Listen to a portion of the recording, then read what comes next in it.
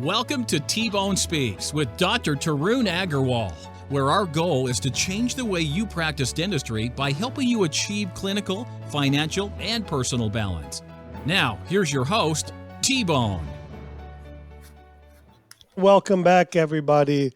Listen, this week we're going to be talking with Dr. Sagar Shah, San Jose, California, and we're going to be talking about something that I've been talking about a lot, which is slowing down, but we're going to talk about it from an absolutely different perspective, from a health scare perspective, and how that affects everything and what the outcome has been for him. So I'm excited to share this conversation with you guys, but before we do, let's turn it over to our number one sponsor, Meredith. Now you're our sponsor. You're our sponsor, just Meredith so you know. of 3D Dentist.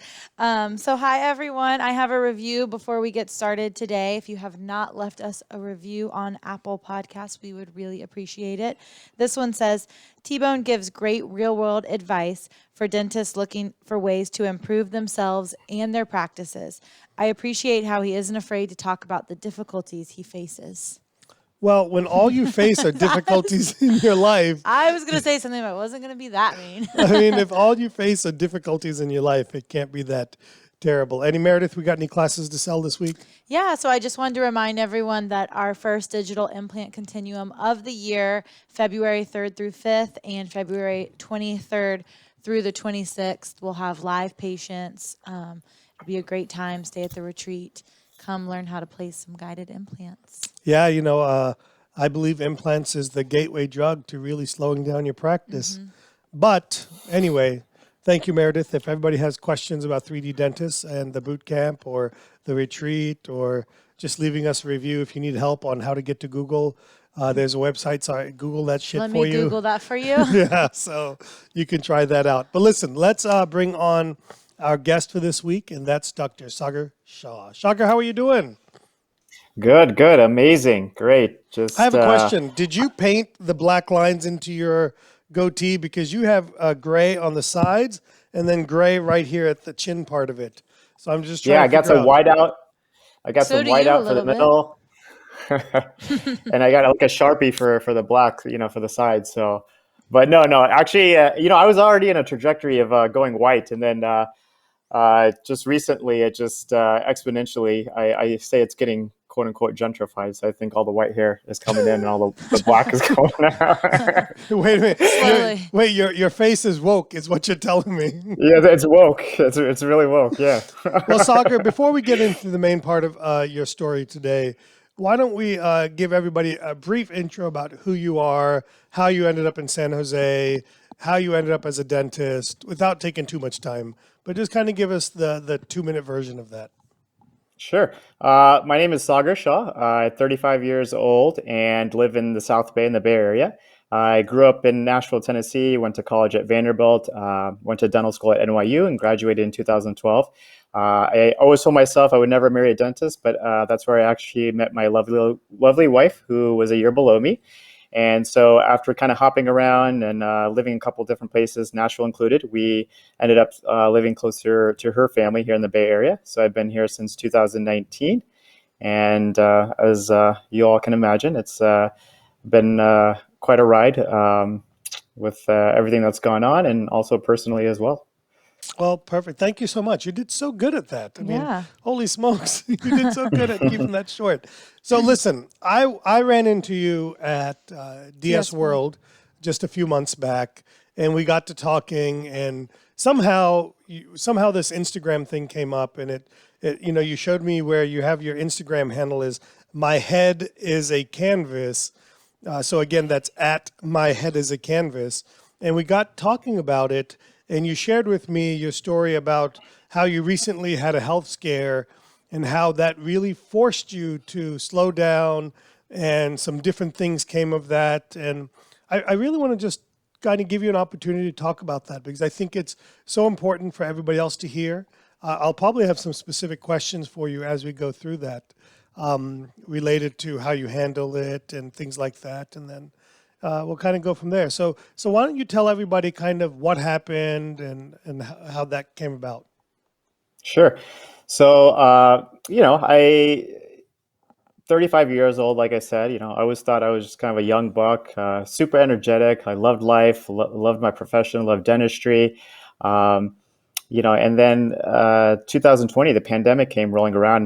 The Bay Area was the first to actually go into a lockdown, and everything seemed fine. And after about a month, I started having some symptoms, some really intense lower back pain that just kind of really just came out of the blue. And oftentimes we kind of overlook these things as having faith in our bodies to overcome something, or that it'll just kind of go away. But one thing led to another, and it came to a point where I felt like this was I was experiencing something different. And then my wife had encouraged me to seek some professional opinions from family, friends, and eventually doctors as to what this could be, because it's something I've never experienced. And symptoms like these, if I had felt them, they typically would go away. But anyways, yeah, it was lower back pain, and I had some tall tale symptoms for a specific type of cancer.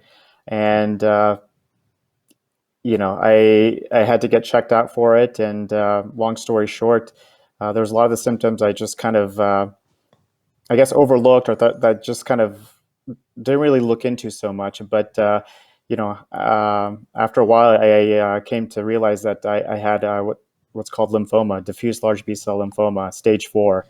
And, it's something that really just obviously shook up my world, and, just obviously threw me into a loop. So it just kind of came out of nowhere. So, but there's a lot, like you said, a lot that came out of it during the journey, and a lot that I thought about leading up to it, what could have led up to it. And I've thought a lot about that. And to be honest, I'm here. I'm actually in remission and living my best life. And to be honest, feel more energetic and actually healthier than ever with a lot of things I've changed in terms of what I've kind of feed my body, the experiences I try to put myself through. And it's been quite not just the health journey itself, but it's just a personal kind of journey, personal chapter that's kind of reinvigorated me in ways that I'd never imagined.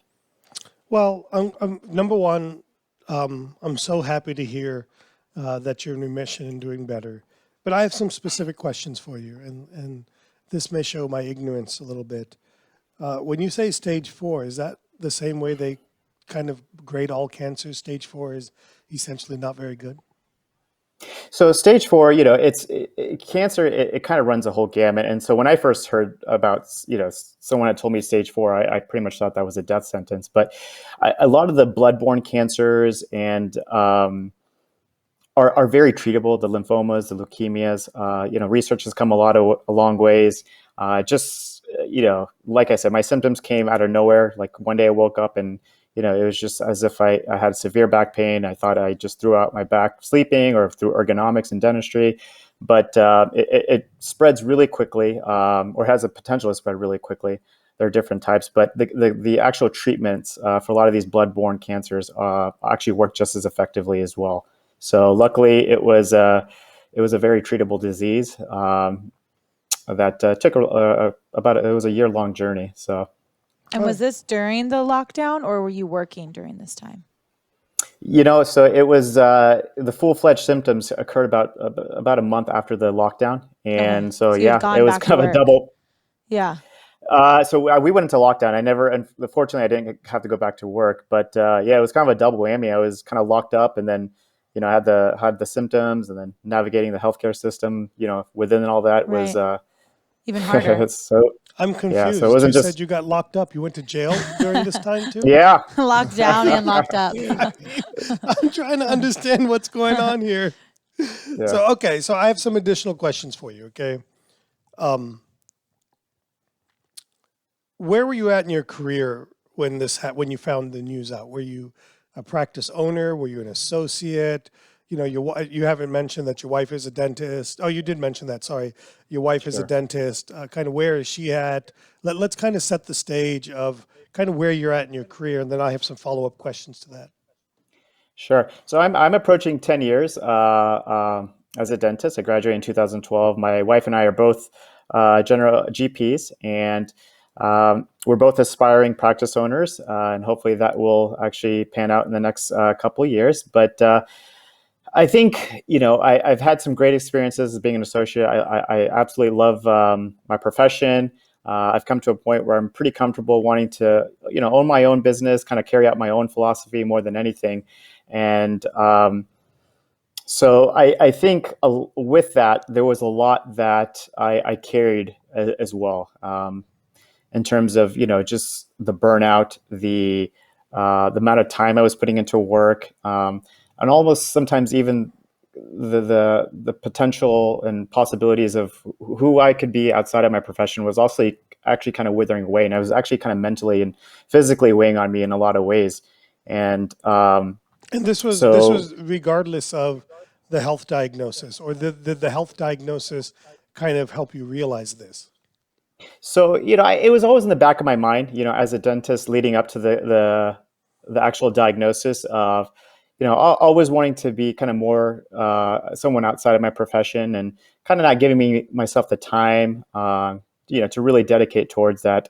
And I guess it was something that was on the back burner, and thinking that, oh, there's some hypothetical time where I could, get to it. But, I loved my profession. I put a lot of time into like education, but, I was on, I guess, in a rat race or on a hamster wheel, so to speak. And I think in some ways, even leading up to the cancer, it mentally, it was kind of weighing on me. And sometimes that stress or that lack of kind of meaning, I think I can speak for a lot of people, and dentists especially, it can come to a point where you feel like, kind of, what's the point of, putting all your eggs in one basket, and, kind of losing the kind of your essence to some degree. So it was, I think, maybe a subtle source of stress, to be honest with you. Oh, absolutely. I can get that. All right. So now so we're in lockdown and you're locked up. I locked up. Yes. Yes. And you get your diagnosis, what went through your head? I mean, what kind of things at this point you don't have like, hey, all this stuff is running through your head. Am I going to make it? Am I not going to make it? I'm assuming all this stuff is running through your head. Kind of what was your process there to get prepared for the good side of things, what the best case scenario is, and what was your preparation for worst case scenario? Because none of us at 35, we don't plan these things, right? Oh, absolutely. I mean, life can, definitely throw you a curveball, and, the universe works in very random ways, So, I mean, I had a whirlwind of emotions. When I first got the diagnosis through a PET scan, it wasn't clear what type of cancer I had. So, they initially thought it was lung cancer, and because a primary mass was found in my lungs. But after taking a biopsy, and, as we know in dentistry, sometimes we kind of, have to definitively have an actual definitive diagnosis before we kind of jump into anything. But long and behold, I actually had lymphoma. It was confirmed that I had lymphoma, and which was, again, weirdly, a kind of a sigh of relief, because I soon came to know that it was actually a very treatable cancer. But, just those initial stages, it was, I went from thinking, wow, this was a death sentence. What did I do to deserve this? I think cancer in a lot of ways has kind of a political correct connotation, in the sense that it's a random disease. So at the same time, I always thought, like, was there something that could have triggered it for me, whether it was a stress, just kind of what I put into my body, just, a world of emotions. Did I have some agency in this? And so I was, a lot of that just kind of was swirling in my head. But, I just didn't know what to think. I mean, I felt like I'd planned out a life that would obviously go on for decades and decades. My family had always been healthy, so I always thought, where could this have come from? But, I think overall, the fact that I was able to come to learn that the lymphoma was very treatable was a huge a reason why I was able to kind of put things perspective fairly early on, and during the cancer journey, where I was able to, I guess, kind of make the most of it with that free time, that where life kind of took a little detour. And obviously, the physical, side of it with the chemo and whatnot was not easy. I had a relatively, easy, not as hard of a time, I would say, as most people, but being young and staying fairly active. But, I think more so than the cancer, like I said, it soon transitioned. The whole experience evolved into a point where it brought a lot of things, and a lot of kind of just brought my wife and I closer together, brought some cool projects that emanated from it, and just a whole new perspective on just who I want to be, how I want to approach my profession, and just so many things surrounding that. So it was almost a way for the universe to kind of shake me up in some ways. Let's kind of move into that part of it. So you're getting treatment, you're starting to feel better, you're moving forward with those things. And then you mentioned that it kind of shook you up. I mean, as it should. I mean, there's no question about that. But you really were, I mean, I'm putting words in your mouth here, so I apologize. But really, once you're kind of past that stage of I'm not going to die, and I'm in remission, we really have a choice at that point. That choice is to go back to doing what we were doing, or that choice is to maybe make some changes in our life. And it sounds like you took the choice to make some changes in your life. Sure, absolutely. And I think that permeates in, like I said, in a lot of different aspects, in terms of health, in terms of profession, in terms of relationships. I've kind of renewed all that, my perspective on all those, where I guess on the professional front, I was able to kind of just say, you know what, and then the day, money will come. My profession will always be there. Knowing that I will come out of this, and if anything, come out stronger, and just kind of, seeing my profession as a blessing and being able to, just kind of maximize on the possibilities with that. With my relationship. Specifically, if you don't mind me asking, what specifically has changed for you professionally? What are you doing differently in 2021 than you were in early 2020, pre-pandemic, pre-diagnosis? Sure. I would say leading up to my diagnosis as a dentist, like I said, I tended to work a lot. I found a lot of, I guess, structure, a lot of meaning in that. It just kind of that hustle mentality, which probably almost to a detriment, where it just, as much as joy brought me bringing care to patients, it also, like I said, kind of weighed me down physically. I was probably not the best at kind of taking care of my body in terms of exercising. Kind of my diet was, one day good, one day bad. And, a lot of that stuff, to be honest with you, you become what your body feeds you, not even just what you feed your body, not even in terms of food, but in terms of, what you put yourself through physically.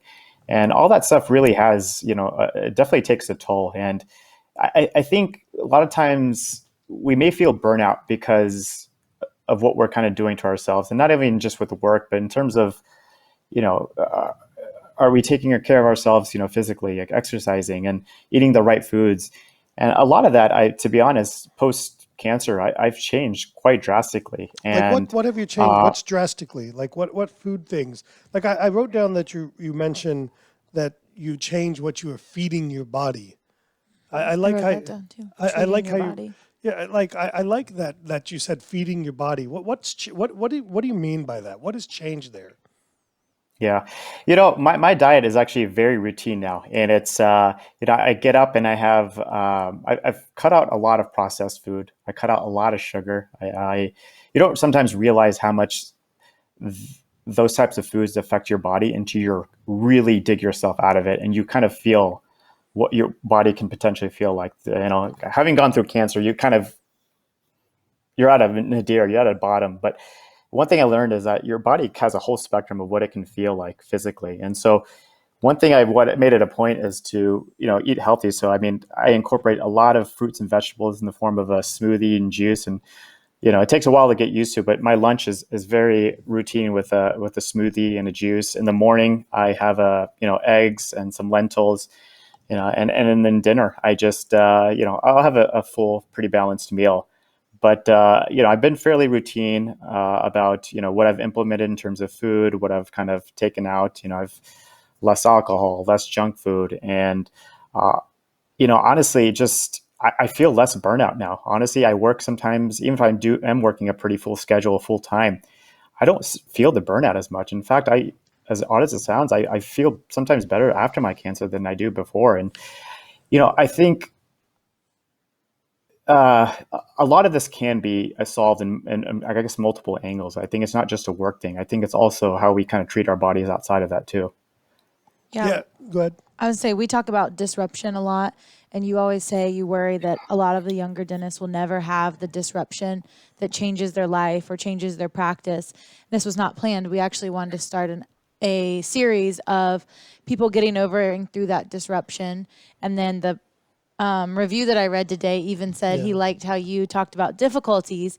And so I think this is a great way to start this off, because this disruption was not something, you would have expected or at a young age would have thought would have changed your career. But could you imagine it happening 20 years in instead of 10 years in, and how the last 10 years you would have had changing the way you eat, the way you practice, the way you do everything? You'd be a totally different person.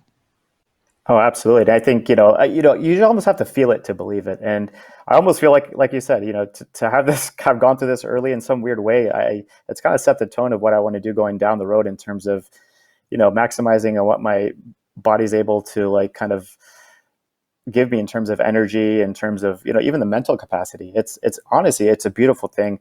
This may sound a little far-fetched, but, in dentistry, we talk about a lot about how sometimes cavities can be reversed, depending, or they can get worse, depending on what you feed your body. Your mouth the bacteria can feed off of the sugar and produces the acid and breaks down the teeth.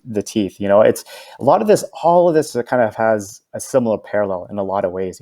I've always been a dentist that's been fairly on the conservative side. I truly, truly believe in the idea of things being able to be reversed, and not only obviously dentally, but just having gone through this cancer journey, just in terms of, I think your body can be very resilient, and it can reverse itself out of a lot of diseases, a lot of kind of mental struggles, and a lot of things if you just kind of give it the chance and kind of, hopefully not have a big shakeup like this, but just kind of give yourselves a chance to kind of be disciplined and get to a point where you're like, wow, you know what? Like I'm convinced, like I feel it now, I believe it, and I just want to keep doing it, and it's really, it's the body and the mind is such a beautiful thing if you can kind of get yourself to that point, and, your energy level just spikes, and it's an amazing thing. The human body is an amazing thing.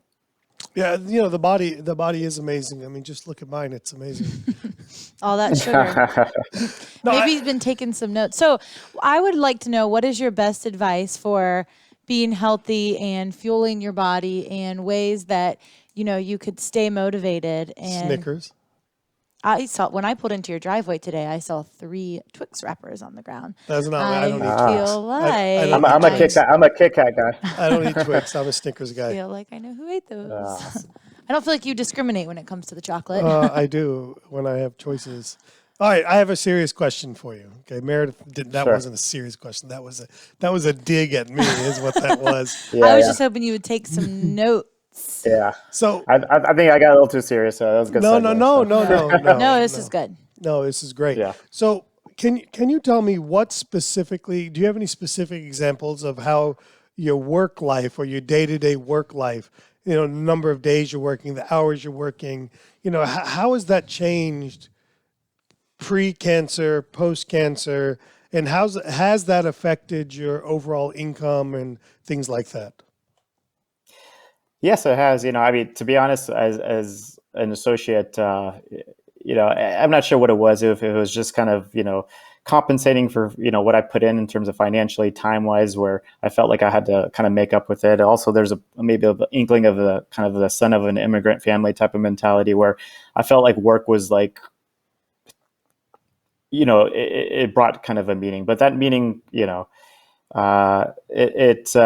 was kind of just led me nowhere, to be honest. Some weeks I would work 6 days, to be honest, and they would just be back to back, and I'd just come home and quote unquote throw my backpack on the floor and watch Netflix, and I just wasn't really getting anywhere, to be honest with you. And like for something hypothetical in the future, for things that I probably didn't even care or want, even financially, because of I always knew myself. I was a pretty simple guy, to be honest with you. But I've kind of transitioned to honestly working 3-4 times a week, and for the times that I'm off, even for the times that I am working, I try to stick to a routine where I kind of wake up in the morning. exercise, again, have my regimented breakfast. And then one thing that I do with that routine is I take some time off to kind of do things I like. So one thing that kind of came out of this whole cancer journey was I've always liked to write. I've always liked to express my opinions and just kind of express like what I feel.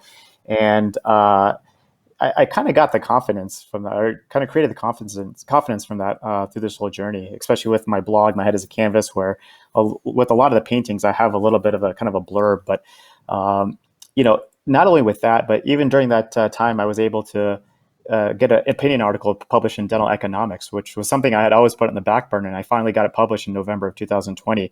And just things like that, where I actually had the time, where I gave myself the time and kind of proved to myself that, hey, if I gave myself the time, I could do things that I actually always wanted, if instead of just always working.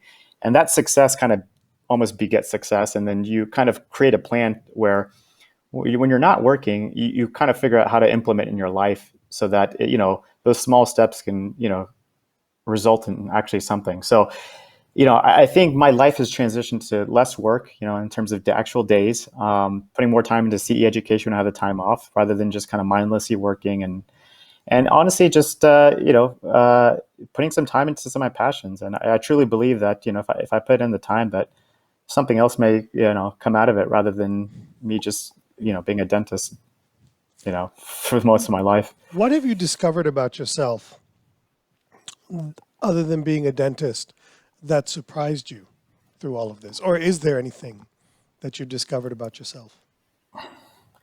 Oh yeah, multiple things. I mean, I think going back to, I think my body is actually pretty resilient, actually, having gone through all this. And like I said, I mean, I feel great. I really do. I feel like my body is, as I guess, as cruel as it's been to me, it's also been just as kind. I've renewed my relationships with friends. Every day when I have a friend who has a birthday, I just always give them a call, because when I got the news of the diagnosis of cancer, I didn't know what to tell people, or should I have sent videos out to all my friends. And so I guess my perspective on friends has completely changed, and that's something I always valued in my past and different chapters of my life. And as time goes on, those relationships kind of withered away, but those are things that those times are something I still value. And so one thing I've realized is that I can always create time for people, and I think that's, at the end of the day, that's what it's all about. It's relationships, in my opinion. Another thing I learned is, I think fear is such a weak emotion, in so many different ways. I think, especially with me being able to write or kind of express my opinions in whatever fashion or medium, is, you'll be surprised sometimes how receptive people will be with how confident someone, or how willing someone is to kind of express their thoughts, or kind of, put out some ideas. And so that's something where, honestly, this whole, when life threw me lemons, I made lemonades out of it. And I think there was a reason for it, as odd as it sounds. So, I've learned so much about myself in so many, I guess, different ways. Yeah, I have a big belief in faith. I think things happen for a reason.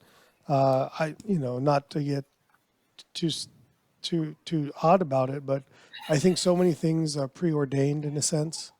I believe we wish these things upon ourselves. We think it. They say put it out in the universe, and so I think a lot of those things are there. I think, Meredith mentioned it. I always talk about that. None of us need change. It's because you were living a great life. It's disruption that brings about meaningful change, and most of the time these disruptions are unplanned, or it's hard to telegraph that they're going to happen. And whether that's COVID, or whether that's a cancer diagnosis, whether that was 9/11 for me, whether that was the stock market and housing crash of 2008, 2009, it's these disruption that bring about meaningful change in our life. And I'm so happy that you're able to share these things with everybody else. And I'm happy that you're around to share these things, but that you've come out not with an attitude of why did this happen to me, but instead, how can I turn this into a positive and share with others? And that's super important. So, we've talked about your journey. We've talked about, you've shared how your priorities have changed. We've talked about how you've slowed down, and that's, helped you to uncover hidden things or dreams that you had, whether it was writing or whether it's, my head is a canvas, and, all of these things. I mean, sometimes the rat, busyness is the enemy, right? It gets in the way, Absolutely, yes. and so what advice would you give another dentist? What would you tell them from if they were to learn one thing from you? From your pre-diagnosis life. Yeah. Sure. They were you then, before, without, and they're not going to have a diagnosis. Yeah, we don't want them to have a diagnosis. So what can you teach them from your experience? Sure.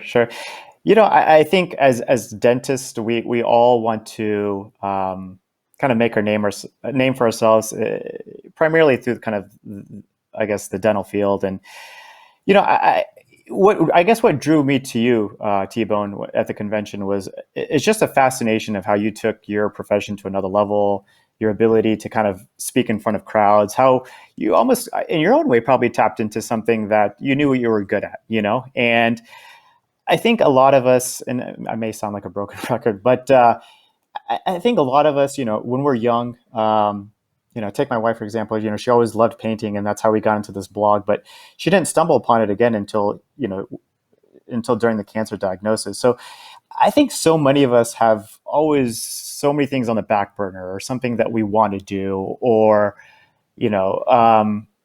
something that we feel like we'll eventually get to. But, it's okay sometimes to kind of slow down and really dedicate some time to something that you really truly believe in, something that you want, and those baby steps you'll be surprised how big they can become in such a quick amount of time. Another thing is, even if all of us dentists go through all types of things, and health issues, obviously, with how much work and energy we put in, it's very likely that some of us will kind of experience that. And, oftentimes that might come at a time where we're least expecting it. So I think sometimes we kind of plan for this kind of ideal hypothetical time where we're going to have all this freedom, financial freedom, and, time to spend with our family one day, down the road when we're going to slow down. But, I think along the way, you got to take some time to kind of enjoy yourself, just trust that everything will come, I guess. And also just kind of along the way, be kind to your body, just like I said, with taking care of yourself physically, what you're putting inside your body, is kind of practicing what we preach, like we preach that flossing takes away your plaque and your teeth, and that's a preventative measure. But there's so many preventative measures we can do. We can run to kind of get rid of the plaque in our arteries, and, or eat well to kind of, sustain ourselves mentally and physically. So I would just say that, there's so many different ways to be kind to your body, and, to kind of implement that. You're only doing yourself a favor, in terms of being able to kind of give back to your own profession and just to your family and just your day-to-day life. So don't, I would say, if these kind of events these hiccups do come in life, try not to take it in vain, try to see the positive, what's been a blessing for you, how you can hopefully make something out of it with the free time, or, whatever it be going forward. So, I know that's pretty loaded, but it's great advice. yeah. Your conversation kind of your comments there kind of reminding me of something that I went through. Not went through, I should say. I experienced. This was 1990, 94, 95. I wanted to take a trip in college, and I didn't have the money. I didn't really have any money, so I asked my dad for the money. And I felt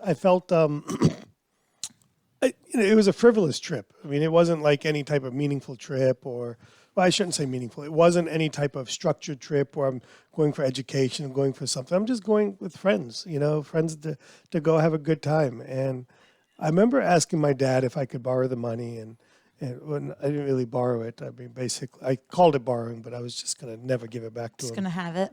I was just going to have it. Yeah. And I remember what he said to me. He said, I'm happy to give this to you. And I said, well, why do you say that? He goes, I missed out in college a lot of things because I was so worried about money or grades and these things. And he goes, now I've reached a point in my life where I have time freedom or a little bit of money freedom, but I don't have those friends anymore. Those friends are in India, and I'm here in the U.S. And that stuck out to me.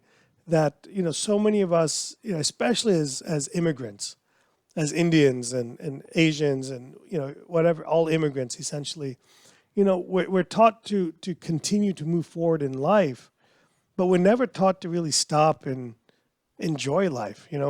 I remember growing up, as much as my dad tells me all that stuff, I remember it was about get good grades, get into college.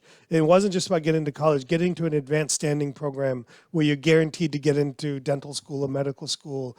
You can imagine you can get out when you're 20. I got out of dental school when I was 23 years old. And it's like, how quickly can you open your practice? How quickly can you get married? How quick can you get your kid? Like all these check boxes along the way. And then next thing you know, we're tied down and, we're so far, we're in debt and we've got, 10, 15, 20, 30 employees and, taking time, all these things. And it takes disruptions like this to really experience it and hopefully to be able to share it and put that to other people. And that's what I take from our conversation today. And that's what I hope our listeners take from it. We learned a lot from our parents. I mean, my dad was he owned a convenience store and he kind of toiled away. He griped at it, but he believed in the American dream. But sometimes that kind of came to his own detriment too, in terms of time and just kind of his relationships with with a family, and not in a bad way, but when you dedicate so much time to something and you don't have time for anything else, it's you can make all the money in the world, you can feel like you're accomplished, but at the end of the day, you don't want it to drain you or take a toll on so many other things. And unfortunately, I think a lot of that, with me having worked so hard leading up to my diagnosis, is I guess some of that was hardwired into me when I think in retrospect. And there's a lot of good cultural things, but I think there's a lot of flaws and shortcomings, I guess, and certain cultures that kind of espouse just kind of that hustle mentality. And looking back, it's not something I would probably want to give to my kids, or because living in this day and age, the world is for your taking. There's so much else that you can kind of seize upon and, make a name for yourself. It really is, possibilities are limitless. And sometimes when you don't feel like, you've been exposed to that idea or, had that support and only learn that later in life, it's sometimes really, it's kind of upsetting sometimes, it's never too late to do anything. So I try to keep that in mind. No, it's never. That's the beauty of America and the human spirit, right? Yeah. Is that we can always figure out a way. Sagar, it's been amazing. Awesome. Yeah, I've enjoyed it. Thank you. If anybody wants to get in touch with Sagar, it's shahsv86@gmail.com, shahsv86@gmail.com, or on Instagram and Facebook, it's @myheadisacanvas. And I'd encourage everybody listening to go check out what Sagar does, or what his wife does to his bald head. She's the artist. Where does she get the ideas? Yeah. We just my mind works in mysterious ways, so I kind of have different ideas of you have a plan for what do. She's going to paint? Yeah. So honestly, some of it we roughly do get online. Like I'll look up a Google image of a cartoon of I wanted to do a chessboard on my head, so I put I saw that draw a chessboard and or I think coming up, I want to do a bunch of puzzle pieces on my face where I have all these puzzle pieces and one that's kind of blacked out. And the idea being that everything in your life is a puzzle piece and things are still what you should do is black it out right there over your teeth and paint molars into it. Yeah. So like somebody's Halloween, like a skeleton. Somebody's looking into your mouth or something. Like I could have used that today with a sinus lift. I was like, my hand hurt from just retracting the flap. Yeah, no, I have yet to do a dental one. One of these days, I'll definitely do a dental. But I do encourage everyone to kind of check it out. We didn't get to talk about it too much, but I had a full set of hair. I had a man bun. I was going, I grew my hair out before the cancer, the chemo, and now you have the same hairstyle as T-Bone. Yeah, but you know what? I was so upset when I lost my hair, but like I said, I had to do something crazy with my head. So a cool thing came out of this whole journey. My wife's painting my head. I get to ride along with it. And you have to pay her to paint your head? No, she gets a lot of the glory, I would say, with the painting. So I think that's she's the artist. And how long does how long does the paint last? It's so it depends. It's if we're just doing it, if we start late at night, it'll take like maybe an hour, hour and a half to do it. This is a PG podcast, okay? Okay, yeah, okay.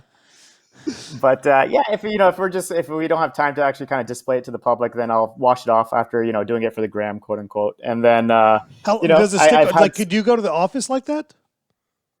Yeah, totally. I sometimes I do hair designs on my head. So I was actually very hesitant doing this once, but now that I grow my hair out, I kind of etch out designs on my hair in my hair. So during 9/11, I went back to New York for the for 20 for the 20-year reunion, and just to kind of be back in my old stomping grounds. But I had the World Trade Centers and the U.S. flag etched out in my hair. So there are times where I actually have something quote unquote permanent, and that ends up when I go back to work on Monday. It's a great conversation starter, and I actually tell people about my blog and kind of my journey. And you'll be surprised what people will be receptive to, and just the creativity that people enjoy and appreciate. So it's amazing. It's lovely. Actually, It's very lovely. And thank goodness everything's okay, and you've learned so much from this. And I hope everybody else has gained a lot from this. So again, everybody, thank you for tuning in to our podcast. If we can help you, you can help us by leaving some reviews and just helping us spread the word about the podcast. And we'll see you guys next week. Thank you, guys. Thanks so much for listening to T-Bone Speaks with Dr. Tarun Agarwal. Remember to keep striving for excellence, and we'll catch you on the next episode.